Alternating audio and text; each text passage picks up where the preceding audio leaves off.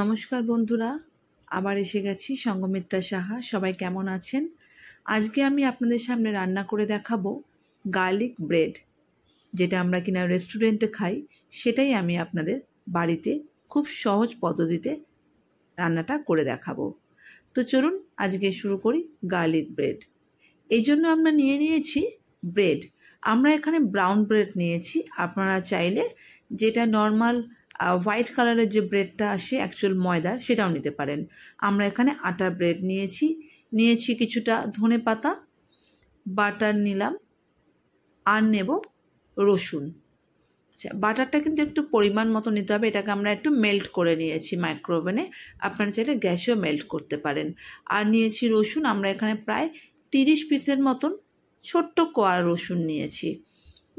বড় কোয়াও চলতে পারে, কিন্তু আমার এখানে যে রসুনগুলো নিয়েছি সেগুলো খুব ছোট ছোট। এখানে আমরা প্রায় 30 পিসের মতো রসুন নিয়ে এটাকে আমরা একটু থেতো করে নিচ্ছি। পেস্ট করার দরকার নেই, একটু থেতো করে নিলেই জিনিসটা খুব ভালো হবে। আর ধনেপাতাগুলোকে ভালো করে জলে ভিজিয়ে রেখে তারপরে পরিষ্কার করে ধুয়ে আমরা ধনেপাতাটাকে ভালোভাবে ধুয়ে নিয়ে আমরা কুচিয়ে নিলাম, খুব মিহিভাবে কুচিয়ে নেব। এইবারে আমরা যে বাটারটাকে মেল্ট করে রেখেছিলাম তার মধ্যে দিয়ে দিচ্ছি ধনেপাতা কুচিয়ে যে রেখেছিলাম, সেই ধনেপাতা কুচি।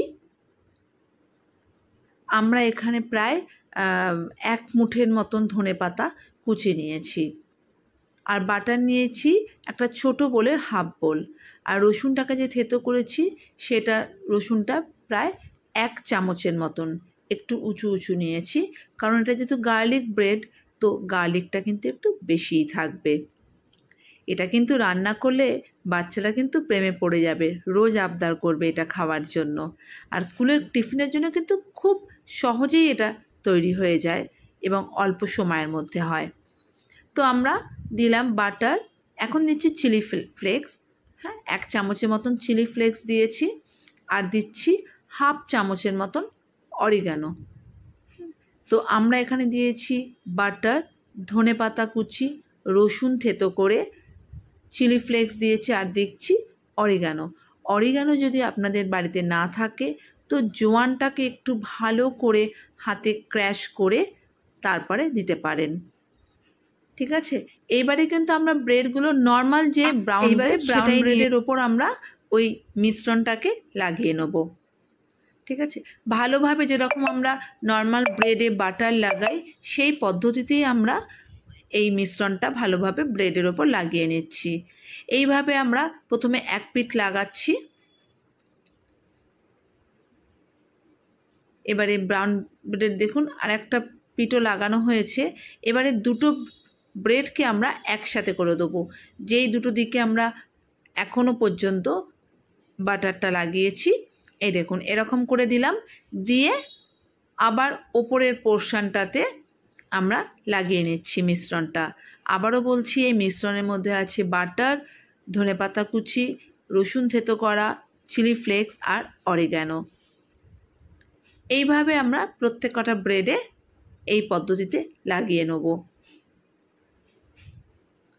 ব্রাউন ব্রেডটা নিয়েছি আমি এই কারণেই, হেলদি যেহেতু, কারণ হোয়াইট ব্রেড যেগুলো আমাদের নর্মাল বাজারে যেটা আসে সেটা একটু ময়দায় হয়। তো বাচ্চাদেরকে এই মুহূর্তে আমরা তো সবাই খুব হেলথ কনসাস, আর যেহেতু হেলথ কনসাস বলেও ভুল হবে, কারণ এর মধ্যে প্রচুর পরিমাণে বাটার, তো একটু ব্যালেন্স করার জন্য আমরা এখানে ব্রাউন ব্রেড নিয়েছি। তো এইভাবেই আমরা প্রত্যেক কটা ব্রেডে ফার্স্টে আমরা জিনিসটাকে লাগিয়ে নিচ্ছি। এইভাবে প্রস্তুত করে নেব আমরা ব্রাউন ব্রেডগুলোকে। রেস্টুরেন্ট থেকে কিন্তু কিছু কম হবে না, আর এর সাথে যদি 1 কাপ কফি হয় তো জমে যাবে বিকেলটা। তো আমরা এইভাবে সব কটা ব্রেডের মধ্যে লাগিয়ে নিয়েছি। এবারে একটা ফ্রাইং প্যান একটু গরম করে নিয়ে তারপরে আমরা এটাকে, যেই পিঠে আমরা বাটারটা লাগিয়েছিলাম সেই পিঠটা তাওয়ার মধ্যে দিয়ে দিয়েছি। আর ওপরে যে দিকটাতে লাগাইনি সেই দিকটাতে কিন্তু আমরা এখন লাগাবো। মোটামুটি গ্যাসের আঁচটাকে কিন্তু খুব বেশি হাই করবেন না, মিডিয়াম টু লো রাখবেন। এবারে আমরা ওপর পোর্শনটাতে, যেটাতে আমাদের বাটারটা লাগানো হয়নি, সেই বাটারটা এবারে আমরা লাগিয়ে দিচ্ছি ওপর পোর্শনে। ভালোভাবে লাগাবো। আমরা কিন্তু আলাদা করে কিন্তু এই ফ্রাইং প্যানে বাটার লাগাইনি, কারণ ব্রেডের মধ্যে তো বাটার লাগানোই আছে, সেই জন্য। ভালোভাবে লাগিয়ে নিয়ে আমরা মোটামুটি এটাকে একটু ঢেকে দেবো 1 মিনিটের মতন। গ্যাসের আঁচটাকে অবশ্যই কিন্তু কমিয়ে নিতে হবে। 1 থেকে 1.5 মিনিটের মতন আমরা গ্যাসের আঁচটাকে কমিয়ে নিয়ে আমরা এটাকে ঢেকে রাখবো। এই দেখুন 1 থেকে 1.5 মিনিট বাদে আমরা ঢাকনাটা তুলে নিয়ে এটাকে এবারে উল্টে দেবো। দেখেছেন তো আমাদের কিন্তু যেই ব্রেডের যেই পিঠটা ফ্রাইং প্যানে ছিল সেটা কিন্তু প্রায় লালচে হয়ে গেছে। এবারে ওই পদ্ধতিতেই আবারও 1 থেকে 1.5 মিনিট ঢাকনাটা দিয়ে ঢেকে রাখবো। আবারও 1-1.5 মিনিট বাদে ঢাকনাটাকে তুলে নিচ্ছি আমরা। নিলেই আমাদের তৈরি গার্লিক ব্রেড। খেতে কিন্তু অসাধারণ হয়। আমি বলছি এখনই মনে হচ্ছে কতক্ষণে খাবো। আপনাদেরও তো দেখে তাই মনে হবে। অবশ্যই কিন্তু এটাকে ট্রাই করবেন। তো আবারও আমরা বাকি ব্রেডগুলোকে এই পদ্ধতিতেই ফ্রাইং প্যানের মধ্যে দিয়ে সেঁকে নিচ্ছি।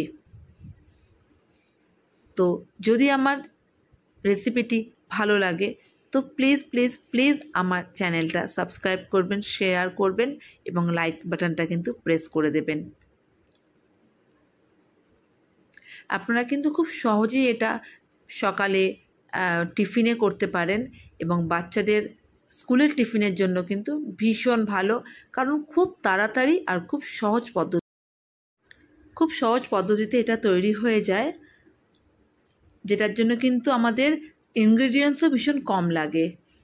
আর যেসব জিনিসগুলো লাগে আমাদের প্রত্যেকের বাড়িতেই কিন্তু এগুলো ফ্রিজে মোটামুটি স্টোর করাই থাকে। ধনেপাতা, বাটার, রসুন।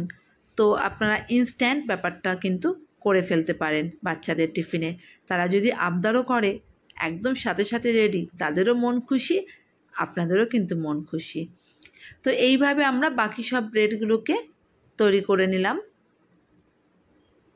আমাদের তৈরি হয়ে গেছে গার্লিক ব্রেড।